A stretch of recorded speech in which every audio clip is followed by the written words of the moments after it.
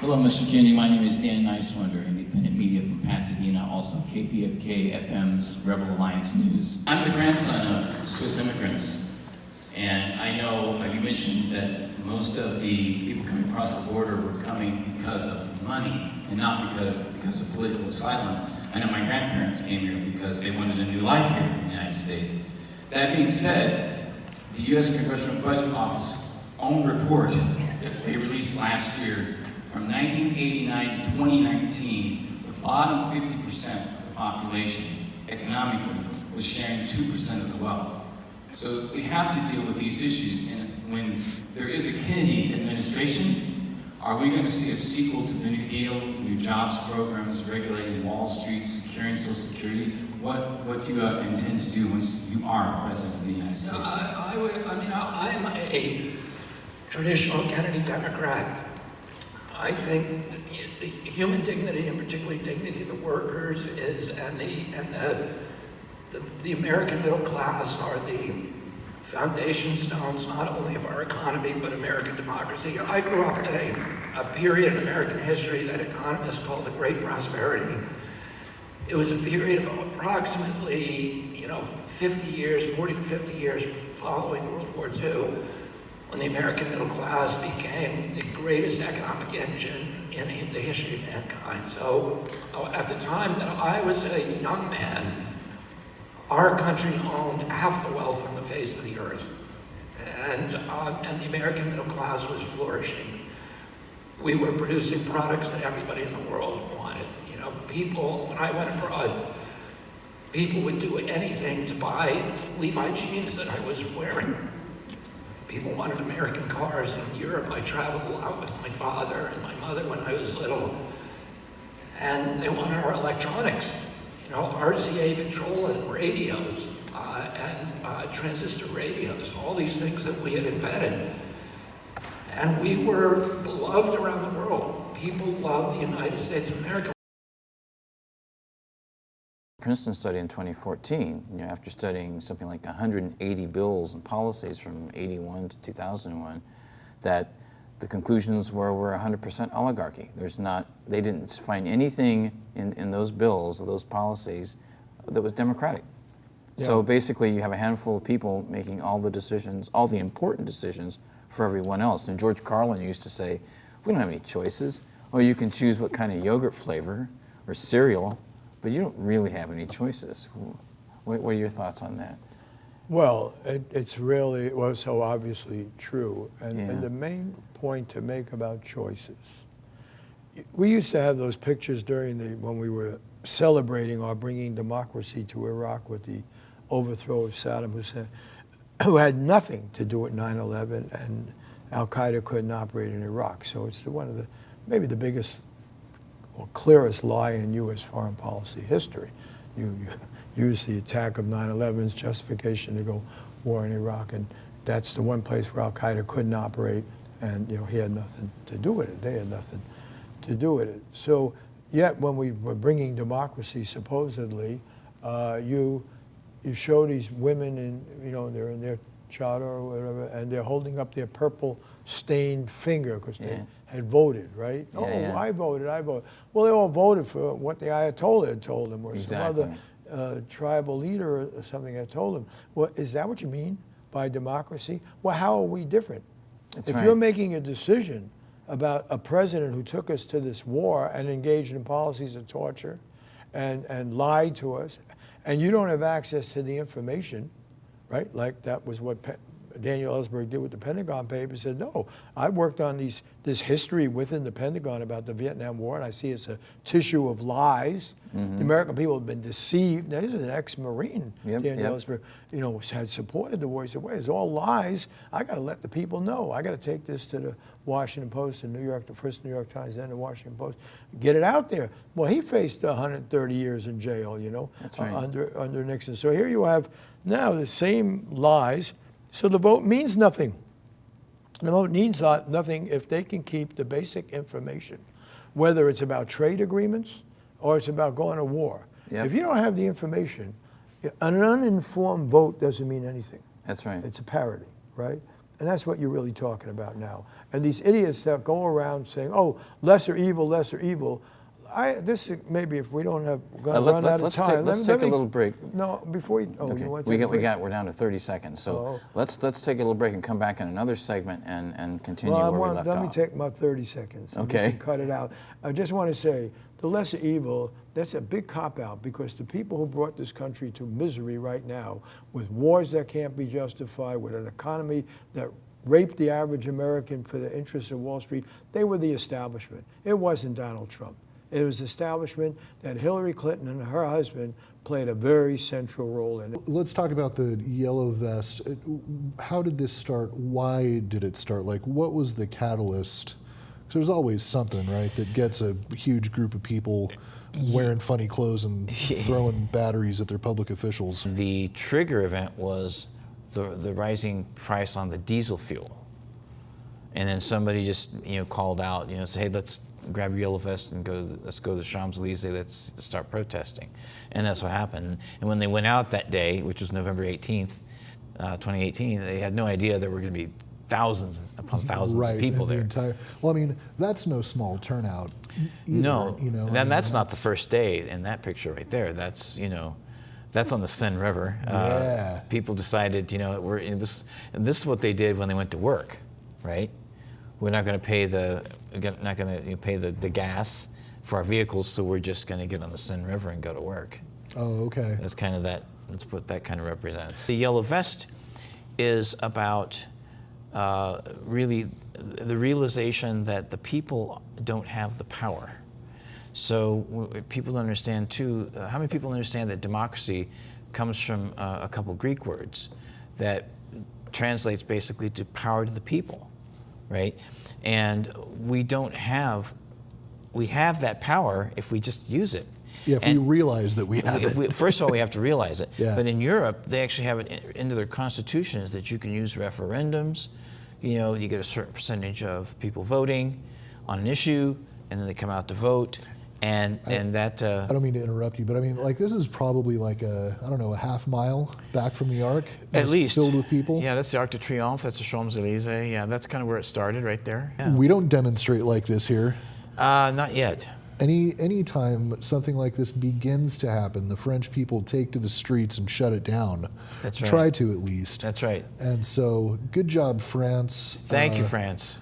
Yeah. Because we need that in this country. We need people in the streets. And what I was going to say about the referendum process is that that's actually a way that people can bring up issues and get a national vote. And Without as long having as to wait for the election cycle. That's right. And you can already make a statement to your government and make them accountable. Let's say if you're voting on an initiative, let's say you're voting on a Green New Deal, or you're voting on Medicare for All. If you had a referendum, you could, and 70% of the people that are eligible to vote came out to vote on it, and the majority of the vote was yes. Guess what? Then you could make the representatives accountable and say, you're going to get this done. And we could every step of the way we could make our representatives accountable, but because we don't do that, because people are comfortable, as Kelly Carlin, George Carlin's daughter, said to me, they're comfortable saving their own convenient lives, and they stay home and watch reality TV and sports and drink a beer. Not that there's anything necessarily wrong with that, but it's certainly not helping. No, it's not helping when you don't get out and you say, look, every step of the way you should be making representatives accountable to what is in the best interest of the true majority, which is actual, real participatory democracy.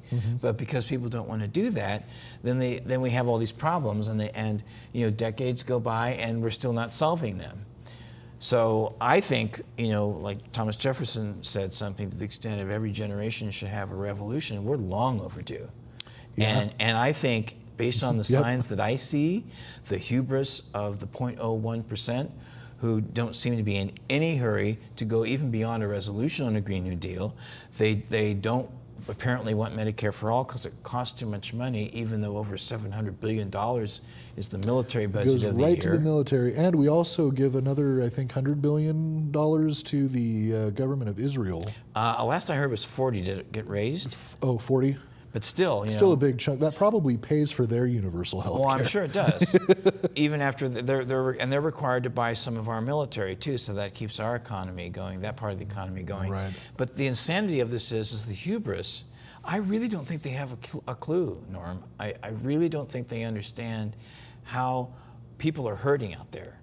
At least 40% of the population doesn't have enough for their basic necessities. Yeah, or I mean, maybe they do, and they appreciate the power that it makes them feel they have. I mean, you could go that way too. Yeah.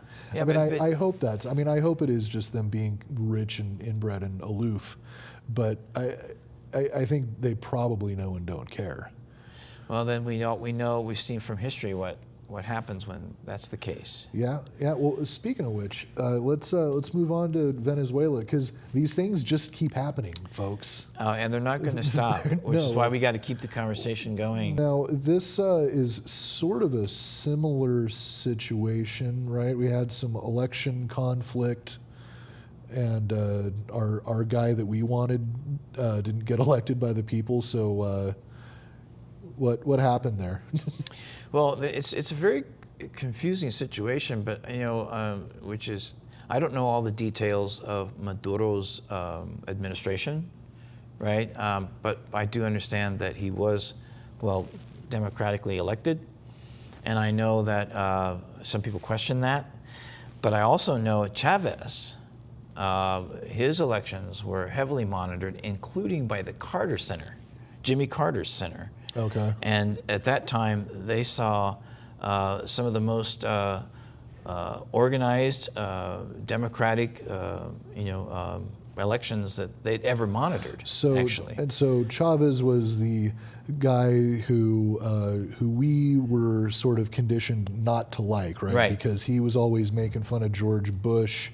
And he called him the devil, or whatever. Right to, and at the UN. Yeah, and when George Bush Jr. left, he said, "Oh, I'm glad." Something like, "I'm glad the smell of sulfur has left the room," or like, "I can still smell the sulfur." Oh, wow. In the air, and yeah, so. And they tried to kill him. There was an attempted military coup on both he and Maduro, and the Maduro coup actually had a drone bomb. Really? Yeah. I wonder who that But came from. that got kind of in the media blackout as well. Right. And Guaido it went to George Washington University. He has 2 degrees from an American university, so he's obviously hooked into people here somehow. Right. I'm not going to claim to have any inside information on that, but if you're going to school here, chances are, and even if you're connected to an American oil company or a European oil company, or if your country just happens to have a shit ton of oil. Yeah, right. I mean, my thing is, what about sovereignty?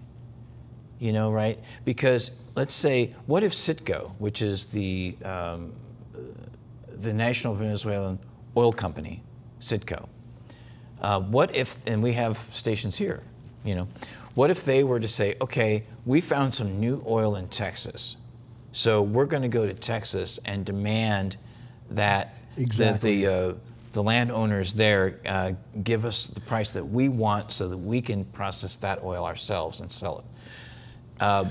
Do you think the Texas landowners would say, what about our sovereignty? What about democracy? Right? They would. They'd be up in arms, literally, probably.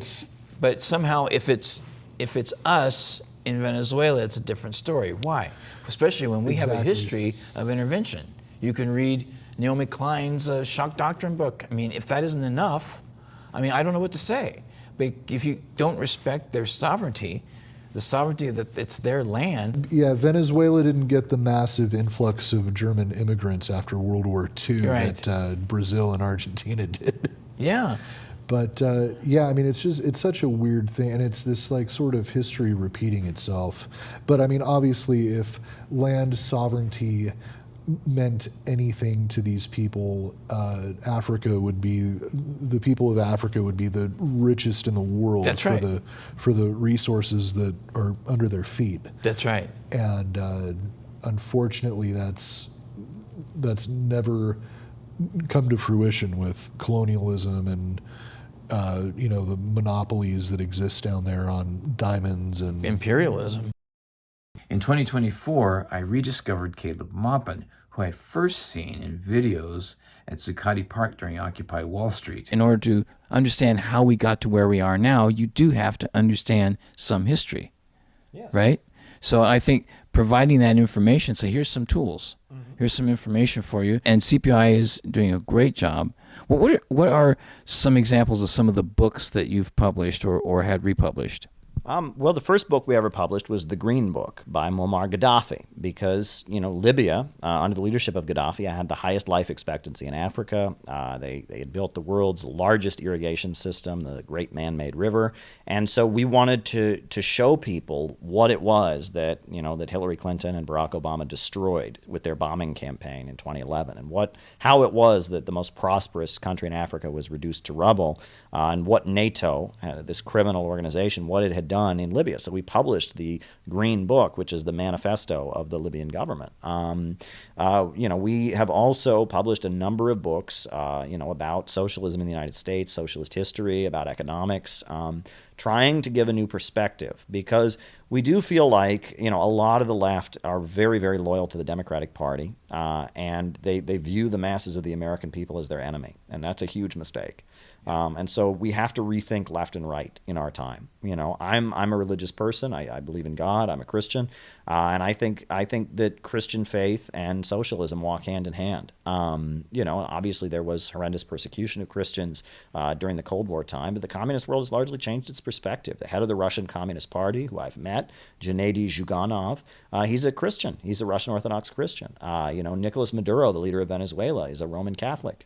Daniel Ortega of Nicaragua, not only is he a Roman Catholic, but the slogan of the government is Christianity, socialism, and solidarity. And that we need to rethink left and right and how we orient ourselves, because unfortunately, I think a lot of the most ugly capitalist politics, this degrowth notion that human beings are a cancer, the radical individualism where everyone feels a need to yell at everybody else and tear them down the way people do on social media. Unfortunately, a lot of the left has embraced that. And a lot of Americans are rightly threatened by that. They don't appreciate that. And I think that, is those sentiments of resisting the low-wage police state and the degrowth and the march toward World War III and the kind of elements of control that are being imposed on our population right now. That is where the socialists and the anti-imperialists need to be. And we don't need to be with the left. It's almost kind of trying to enforce it and sees the enemy as the population. And that's, CPI is kind of new in our orientation. We tell people we're not left, we're not right, we're anti-war, we're socialists, and we're patriots. And we're patriots too. We love our country, right? And, if you don't love your country, why should the country listen to you? If you're not motivated by trying to make things better in your country, what do you have to say?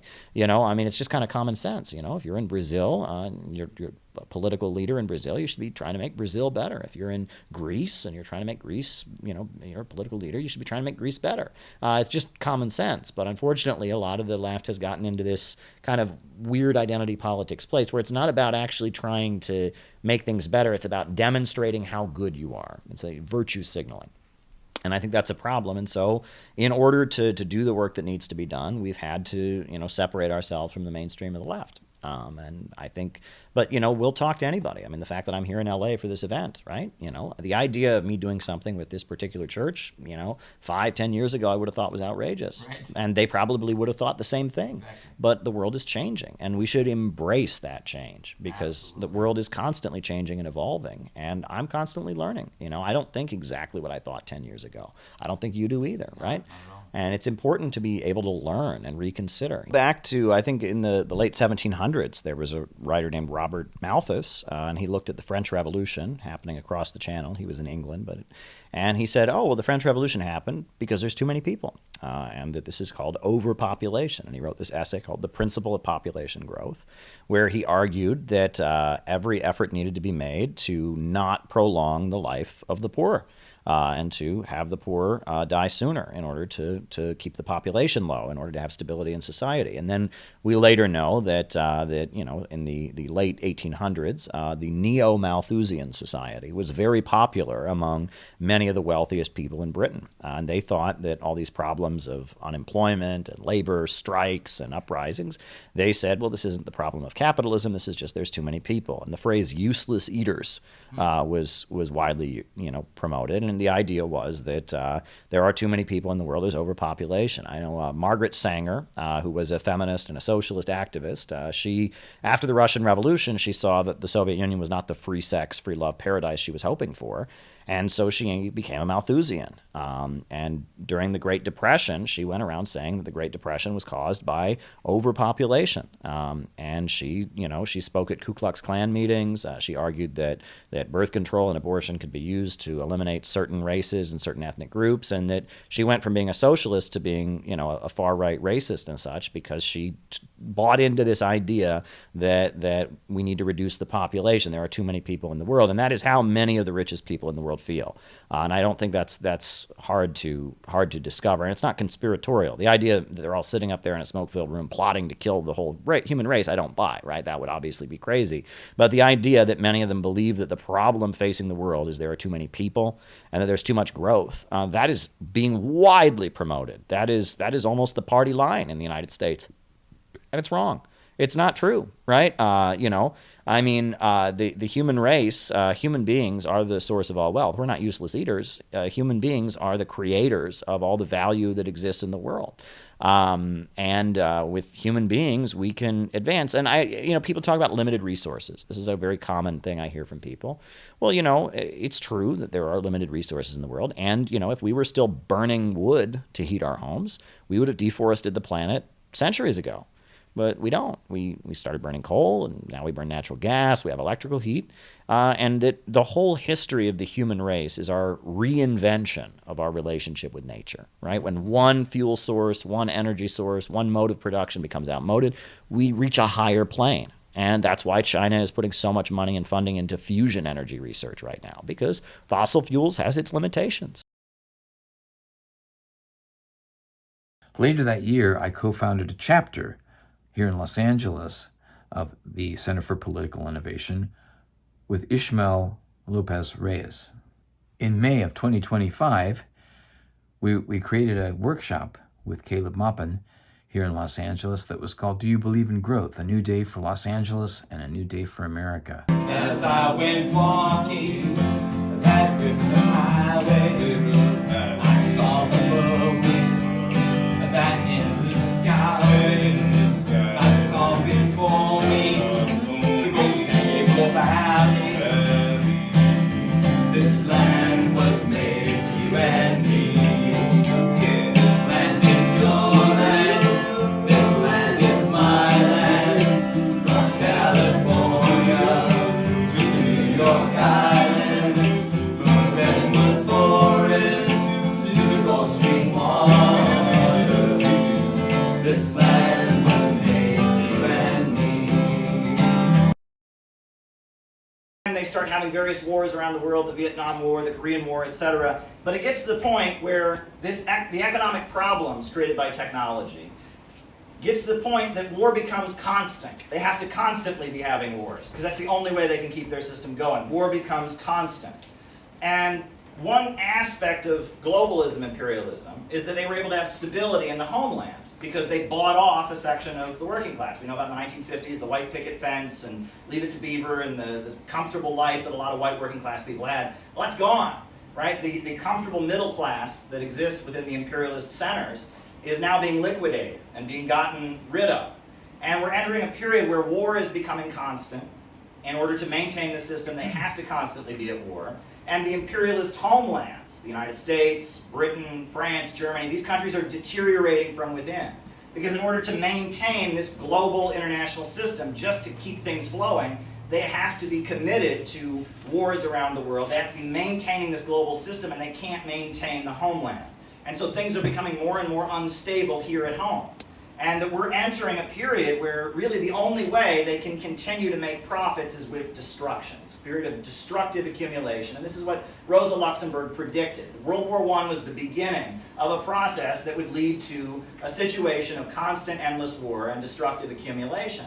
And she compared it to the fall of the Roman Empire. And that's kind of what happened to Rome, is that Rome spread itself all out over the globe, and pretty soon it got to the point that the whole thing fell apart because they were trying to maintain a system and they couldn't maintain peace at home. And we're going to talk more about the Roman Empire after lunch, but I guess I'll just make this point. Was the fall of the Roman Empire a good thing?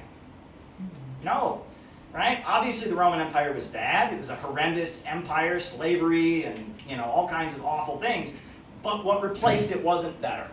The human life expectancy decreased by years as a result of the fall of the Roman Empire. The human height went down by inches because of the fall of the Roman Empire. There was a huge amount of instability that followed, and what replaced this brutal, horrific empire in Rome was instability and chaos on a new level that led to all of civilization suffering. And that's what kind of separates CPI from a lot of leftists out there. There's a lot of leftists say, well, this country's racist, and this country's evil, burn it down, tear it down. Mm-hmm. It's like, well, what's going to come next?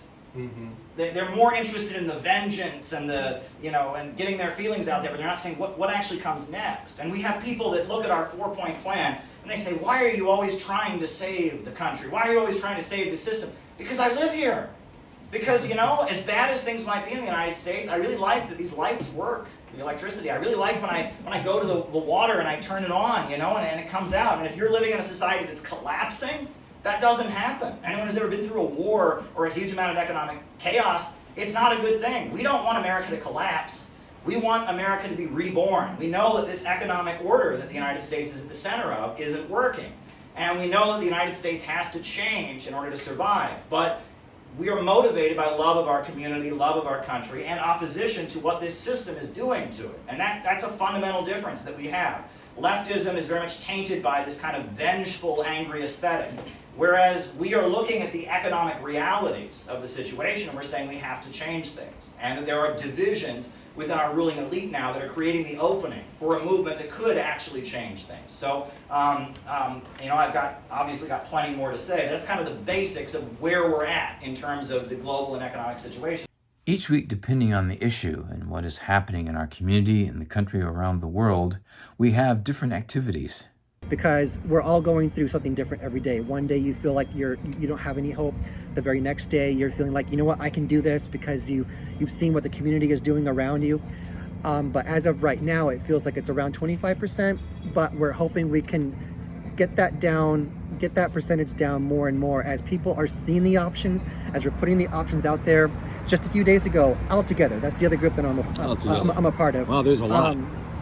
That's great. There's a lot going on. Just a few days ago, a group called Altogether, which they're working on finding, getting neighborhood captains in every single area of Altadena so we can communicate with the larger network on the building needs of our individual neighborhoods.